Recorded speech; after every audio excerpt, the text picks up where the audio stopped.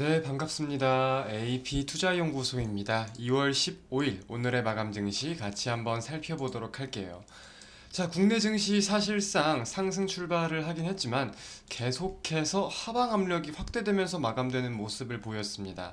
이에 코스피는 1.53%, 그리고 코스닥은 1.81%, 양대 증시가 낙폭을 좀 키워나가는 모습을 보였어요.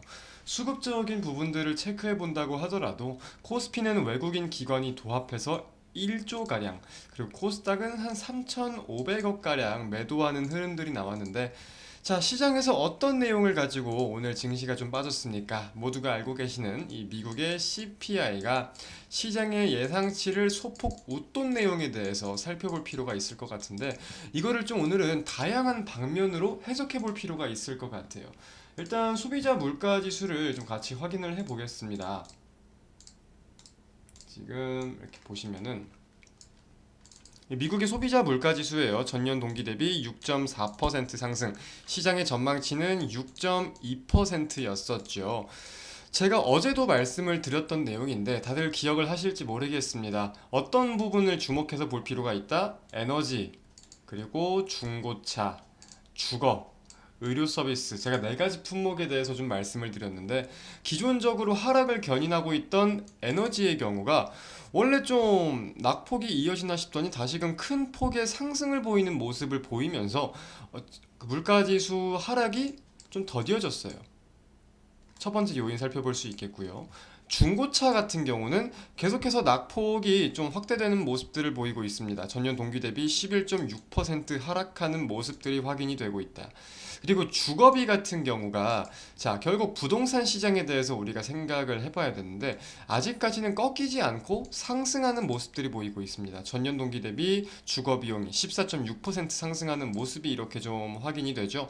이런 부분들에 대해서 부동산 그 주거 비용이 생각보다 안 꺾인다. 지금 시장의 전망과 분석을 따져보면 2분기부터 눈에 띄게 좀 하락을 할 것이다라는 전망이 보이는 경우도 있고, 부동산은 일단은 우리가 배제를 시키자, 기대감을 갖는 게 좀 무리일 것 같다는 전망도 있는데, 저 같은 경우는 점차 눈에 띄게 하락을 할 것이라고 생각을 하는 사람이긴 합니다. 기본적인 수요와 공급 구조에 대해서 말씀을 드렸었죠.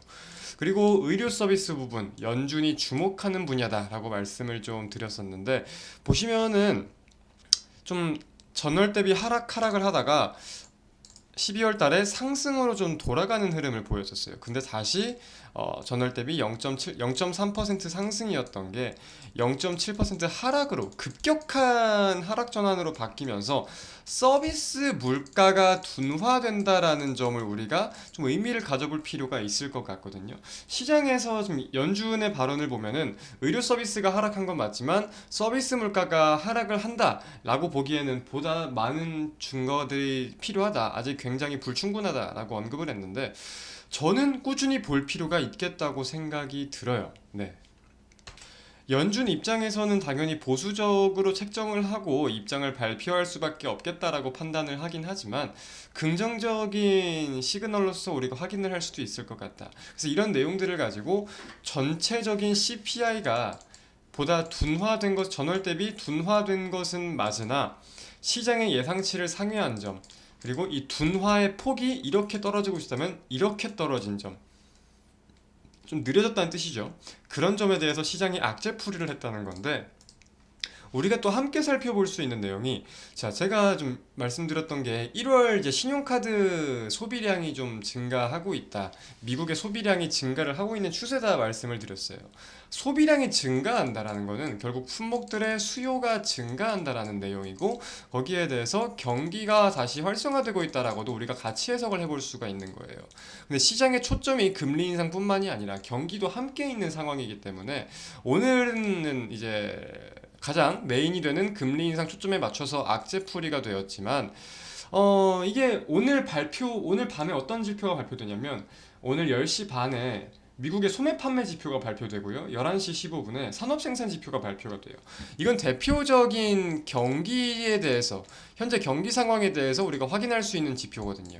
그래서 여기와 우리가 함께 본다면은 경기에 대해서 어떻게 생각을 하겠는가, 투자자들이 어떤 방향성을 또 잡을 가능성이 있겠는가를 오늘 밤에 좀 살펴볼 필요가 있을 것 같아요. 그래서 여기에 대한 해석본과 CPI에 대한 해석본이 어떻게 연관성이 있는지 함께 살펴보는 게 시장의 앞으로 방향성을 좀 주도할 수 있지 않을까라고 판단을 하고 있습니다. 그래서 금리 인상적으로만 다가가 본다라고 하더라도 오늘 이제 CPI가 예상치보다 좀 상승, 높게 기록되는 모습이 보였다고 해서 연준이 엄청나게 매파적으로 할 것이다? 저는 이거 자체는 좀 잘못된 생각이라고 봐요. 이거 자체는. 물론 고금리가 보다 좀 길게 유지될 수 있고 시장 예상치보다 기준금리가 더 올라갈 수 있는 것은 맞지만 기존적인 막 자이언트 스텝 0.75%포인트, 뭐 1.00%포인트 여기에 대한 우려감까지 반영이 된다? 이럴 가능성은 희박하다. 그냥 고금리가 유지되고 조금 더 시장에서 알던 것보다 조금 더 금리가 올라갈 수 있고 조금 더 길게 갈 수 있다는 수준인 거지, 아직까지 물가 둔화가 확인이 안 되는 상황은 아니라는 거예요. 시장에서 전망을 했던 것보다 조금 더 높게 나왔다는 수준인 거지. 너무 크게 악재풀이를 할 필요가 있겠나라고 저는 좀 판단을 하고 있습니다. 오히려 우리가 더 악재라고 생각을 해야 되는 거는 기술적 상단에 대한 내용인 거예요. 상단에서 이제 매물들이 출회가 되는 내용.